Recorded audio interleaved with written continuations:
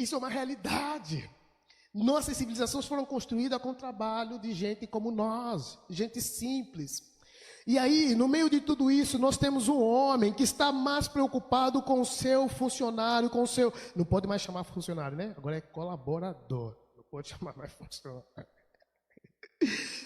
Como se fosse mesmo, né, uma posição de igualdade, é tudo, né?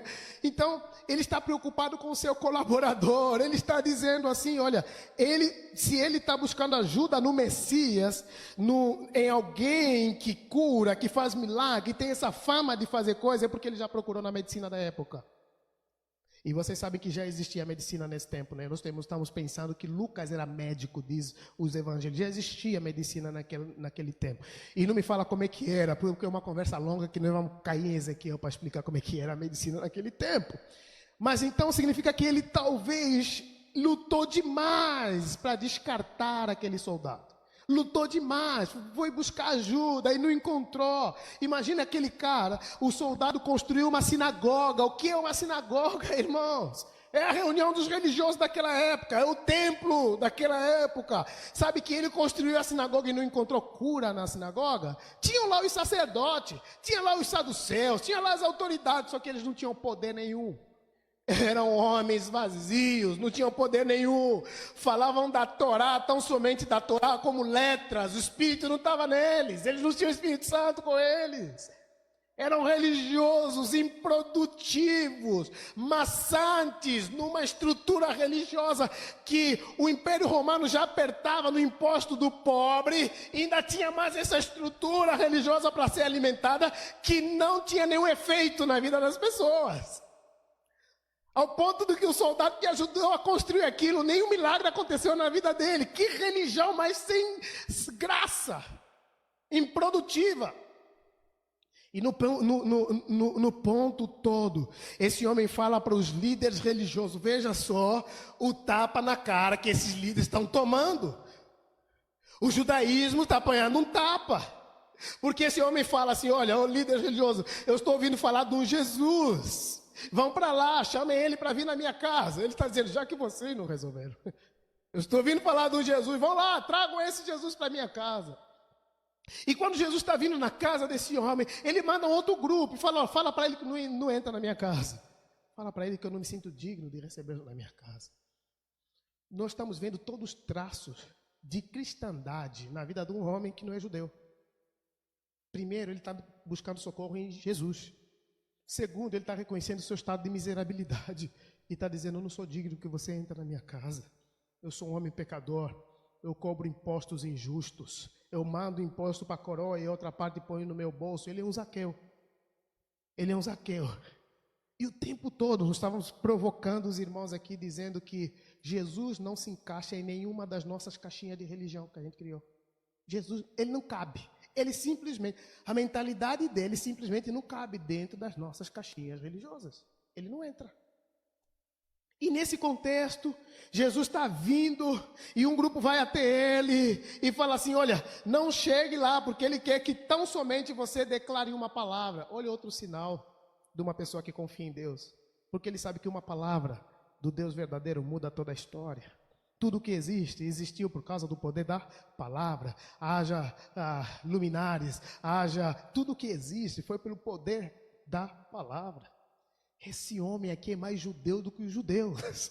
Esse homem ouviu as histórias dos grandes heróis, Abraão, Isaac, Moisés. Esse homem estudou a cultura daquele povo que ele estava servindo ao ponto de recordar da ação daquele Deus que estava fazendo. E tem alguém que está fazendo algo muito parecido com aquele Deus judeu, aquele Deus de Abraão. E eu quero que eles, é a minha última carta, é a minha única esperança para a salvação, não minha, mas a salvação do meu funcionário. São muitas lições. Primeiro, esse homem está nos ensinando a não ser egoístas. Porque a gente busca e se esforça, e se esmera, e se dedica e se sacrifica por os objetivos que são nossos. Não é isso? A gente busca as nossas coisas.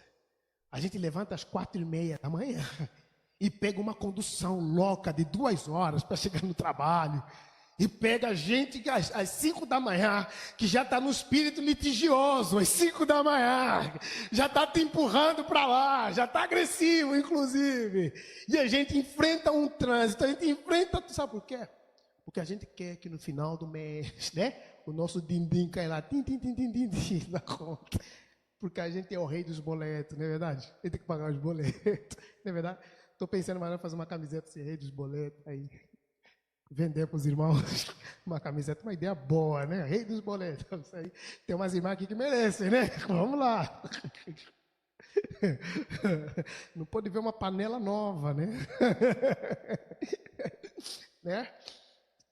E no meio de tudo isso, nós temos o homem que está buscando não por seu próprio interesse, está buscando pelo outro.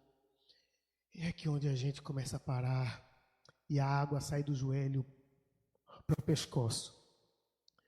Porque esse homem não está clamando e se esforçando para os seus interesses ou interesses da sua família. Ele está preocupado com o outro. Ele está interessado com o outro. O outro que lhe serviu, agora é a vez dele de servir o outro. O outro que enfrentou batalhas do lado do capitão, agora é a vez do capitão correr para buscar a solução do outro. E a gente precisa aprender com esse capitão. Você já pensou como a gente se desfaz rapidamente dos relacionamentos que nos dão dor de cabeça? Né? A gente vai até a segunda milha, né? E a gente fala assim, ô pastor, tem limite, né? Eu já me deu problema da outra vez, a gente até nem esquece, né? Da outra vez, em março de 1970. Me deu problema em setembro de 1000, não é assim que a gente calcula? Ah, eu não sou trouxa, pastor, já deu! E aí você fala, irmão, é 70 vezes? E aí? E aí? E esse homem está dando uma lição. Esse descrente está ensinando os crentes como é ser crente. Então eu acredito de todo o coração, Humberto, se o nosso Senhor Jesus Cristo estivesse aqui hoje, Ele estaria com os descrentes.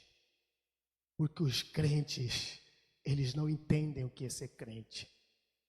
Os crentes são religiosos demais para absorverem a mentalidade de Jesus. E esse estigma, e esse aparelho, esse sistema que se monta em torno da religião. Veja, nós crentes temos linguagem própria, não temos? É uma nova linguagem, não sabia? Paz do Senhor, graça e paz. Né? Bendito é aquele que vem em nome do Senhor, né? Quando chega alguém em casa, bendito é aquele que vem em nome do Senhor. Nós temos linguagem própria. Nós moramos num ecossistema diferente dos demais. Eu estou falando isso para você até menos. Eu que sou pastor, eu lido com crente. A maior parte do meu tempo eu estou com crente. E esse cara está falando, Senhor, você não é digno de entrar na minha casa, sabe por quê? Porque você sabe quem eu sou. Eu creio que a verdadeira espiritualidade acontece quando a gente começa a entender primeiro quem nós somos. Quem nós somos. A gente olha para o espelho. Existem dois eus. O meu eu da fantasia. Olha, no meu eu da fantasia eu sou maravilhoso. Na minha fantasia. Meu Deus, eu sou os eus. Eu sou, eu não é um bom exemplo, eu apago em casa. Eu sou tal coisa, mas o eu real, o eu verdadeiro, as inclinações malignas do meu coração, Deus conhece. O homem brigando com o outro, falando assim, eu não acredito, o cara foi capaz de fazer isso? Não, há um limite para todas as coisas, né? Né, pastor? O cara que faz isso não é crente, ele não vai no céu, esse cara vai queimar no inferno, né, pastor? Aí, meu irmão, nós somos capazes de fazer isso que o fulano fez. Sabe por que a gente não faz? Porque tem o Espírito Santo dentro de nós controlando a gente para não fazer besteira. Sim ou não? É a única. Se tirar o Espírito, né? A gente está encrencado. Se tirar o Espírito, a gente é selvagem, falar a verdade.